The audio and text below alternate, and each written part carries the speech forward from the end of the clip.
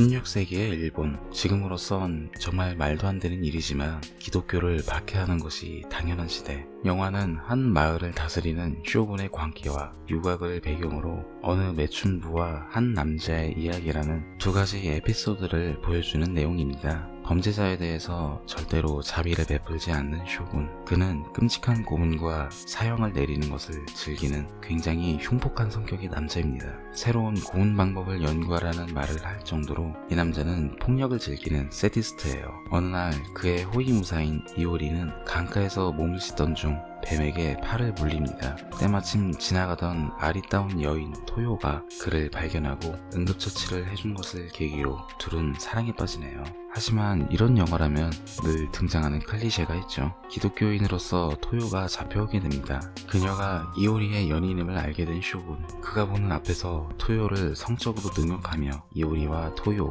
모두에게 크나큰 고통을 안겨줍니다. 하지만 쇼군의 끔찍한 만행은 여기서 끝이 아니었어요. 그는 토요의 어린 여동생까지 고문해버립니다. 결국 수많은 기독교인들이 붙잡히고 그 와중에 토요의 부모님까지 있었네요.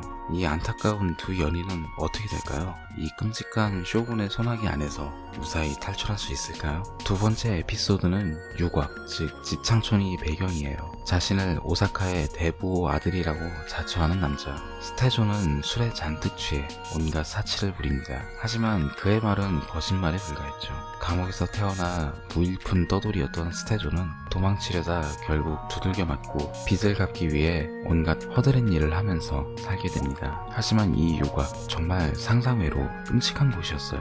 행여나 임신이라도 하게 되면 정말 큰일입니다. 강제로 낙태를 당하니까요. 당연히 시대와 장소가 이 모양 이 꼴이니 제대로 된 의학적 시술이 이루어질 리 없죠. 심지어 이곳에 유녀를 데리고 도망가려 하면 누구든지 붙잡아 와서는 고문하고 죽이는 일이 정말 아무런 거리낌 없이 벌어지는 곳이었어요. 이곳에 더 있다가는 안 되겠다고 생각한 스테조. 그는 자신에게 잘해주던 유녀 사토를 데리고 몰래 유곽을 도망쳐 나옵니다. 과연 이들은 어떻게 될까요? 저 지옥과도 같은 곳에서의 삶을 청산하고 제대로 된 인생을 살아갈 수 있을까요? 저는 개인적으로 고어 영화의 최대 강국으로 독일과 더불어 일본을 꼽는 편이에요. 워낙에 옛날 영화이다 보니 사실감은 떨어질지 몰라도 이런 장면은 어떻게 생각했을까 싶을 정도로 각 장면의 연출은 끔찍합니다. 특히나 사람이 죽어가는 걸 보면서도 더 잔인하고 끔찍한 방법을 요구하면서 그것을 즐기는 쇼군의 모습은 같은 사람이 맞나 싶을 정도로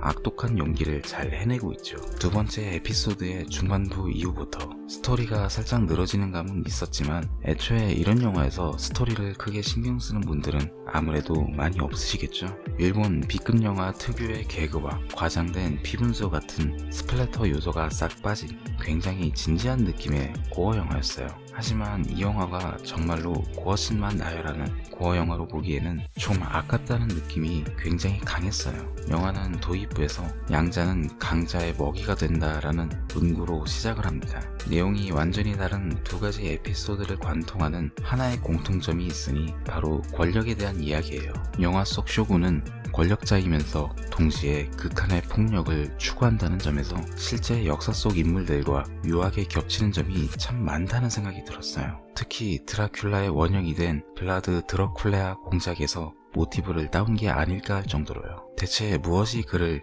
이토록 잔혹하게 만든 걸까요? 아무리 그 당시 인권이 희박한 시대라고는 해도 이토록 잔인해질 필요가 있었을까 싶었어요. 이런 잔혹함은 두 번째 에피소드도 크게 다를 바는 없습니다. 영화를 보고 난 후 일본의 유곽에 대한 정보를 조금 찾아보니 영화가 고증 위에 약간의 픽션을 덧입힌 게 아닐까 싶은 정도였어요. 유곽에서 일하는 유녀는 사실상 인간이 아니라 돈을 벌어주는 물건 취급, 그 이상도 이하도 아니에요. 자신들이 우위에 있다는 걸 누구보다 잘 알기 때문에 자신보다 아래에 존재하는 자들에게 너무나 거리낌 없이 폭력을 휘두를 수 있는 것이겠죠.